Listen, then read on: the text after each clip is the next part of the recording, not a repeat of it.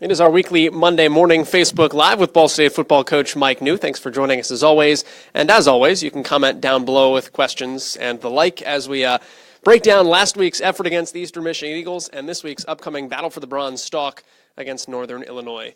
First off, it's been a couple of days now, so you've had some time to look at the film. You're well off into your week of practice for Northern Illinois.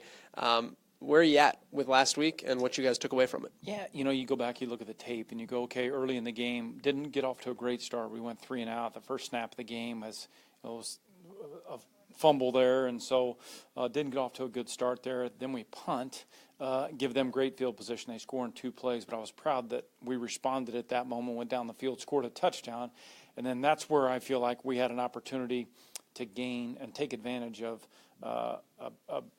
an awesome opportunity early when Anthony Wimbush caused a sack fumble. We recovered, great field position.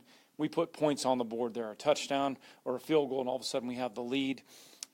You never know what can happen at that point. I feel like we missed an opportunity right there to take advantage of a momentum swing.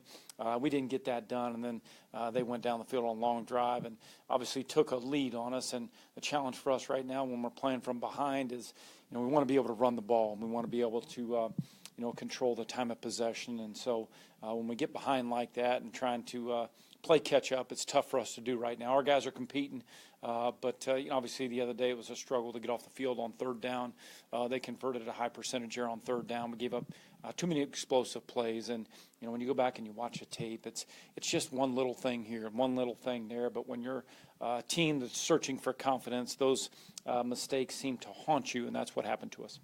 Break down the last 3 quarters of the last couple of weeks for me, because even look against Toledo, you guys led at the end of the first quarter. You were in it at the end of the first quarter up in Ypsilanti. What's been the thing that has been the separator for opponents where you've played tight games for 15 minutes but haven't been able to carry that through? Well, it's about confidence. When you're a team and you don't have confidence and you're not where you need to be mindset-wise, believing that we can overcome adversity when it happens in the game.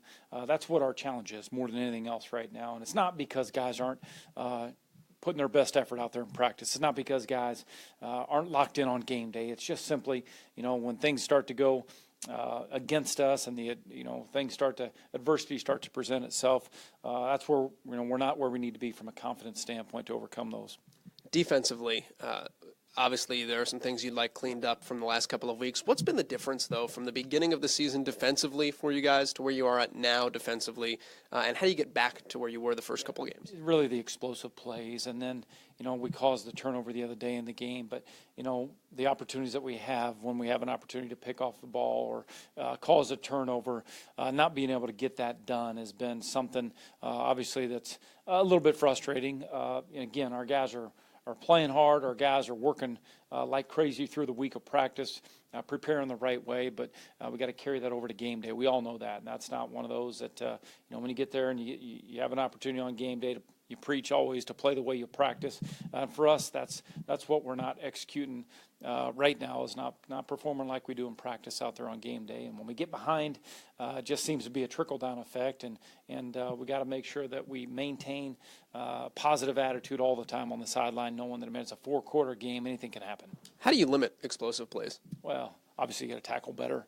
You got to make sure that you don't, bite or give up balls over your head, and those are the things that you got to give guys credit. The last couple of weeks we played against a couple pretty good quarterbacks in Logan Woodside and Brogan Roback, and so those guys made some throws.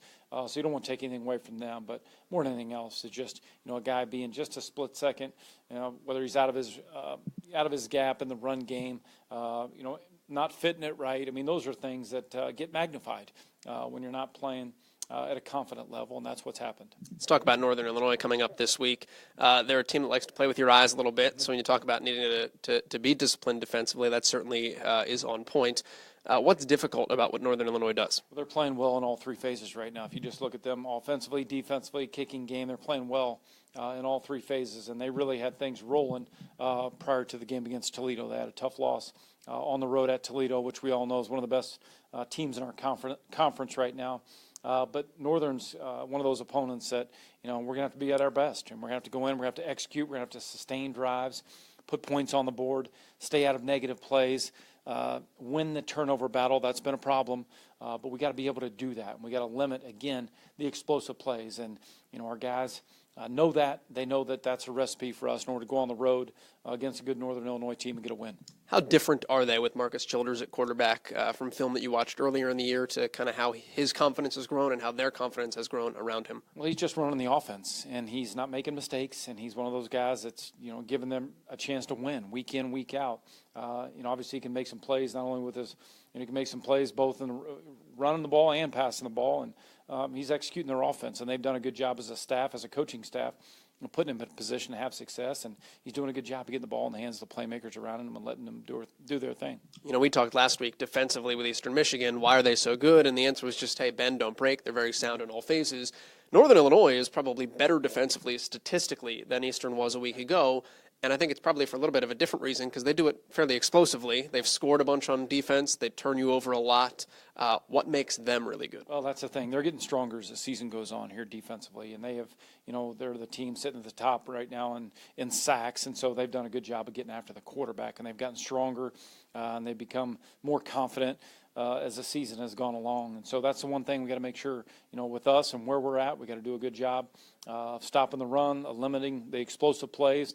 And for us offensively, we got to execute. It all starts with us being able to run the ball, stay ahead of the chains, and give our guys a chance and give Drew a chance to execute on third down. Where'd Sutton Smith come from? What have you seen from him on film? Well, listen, he's one of those guys when you watch the tape, you're like, wow, he's for a guy that, they listed, and I think he's listed right around 6 foot, but he's strong, man. He plays powerful, and he, you've seen, not only some speed off the edge, but you see him playing with power and seeing what he's done to a couple tackles in our league, knocking them off their feet, and he's finishing. He's finishing plays, and he's playing with great effort. And you got to count. He's going to be that guy that you see that from for 4 quarters. You talked about being able to run against that defensive front, though, and even the last couple of weeks, it seems like first down offense for you. You've been able to get 4, 5, 6 yards, but you haven't been able to close out on second and third down. What's the sticking point for you guys on the back half of a series? Well, get to a point in the game where we're not playing from behind. We can stick with the game plan. We can try to run it, not feel like we're in a position where, golly, we're going to have to throw it here. We need to be able to stick with our offensive game plan, and that's something that's been a challenge. When you get behind like that, certainly you can't do what you'd like to do. You got to play a little bit in that mindset. You're going to have to throw it some and try to give your guys a chance outside. But more than anything else is being able to stay ahead of the chains and stay balanced, where we can both run it and pass it, mix in some play action there. And, that's the biggest thing for us is making sure that early in the game, let's get off to a good start. Let's take advantage of the opportunities we have early. And then let's stay out of, let's make sure that we don't give up an easy one defensively, and let's make sure not to turn the ball over. It's Northern Illinois and Ball State coming up on Thursday night. The battle for the Bronze Stalk. It is at 7 o'clock Eastern. 7 o'clock Eastern, one of the time zones, 6 o'clock local time in DeKalb, Illinois, coming up on Thursday night. CBS Sports Network and 104.1 WLBC. Mike, we'll see you out there. All right, thank you. And we'll see you out there as well, and then back here next Monday on Facebook Live.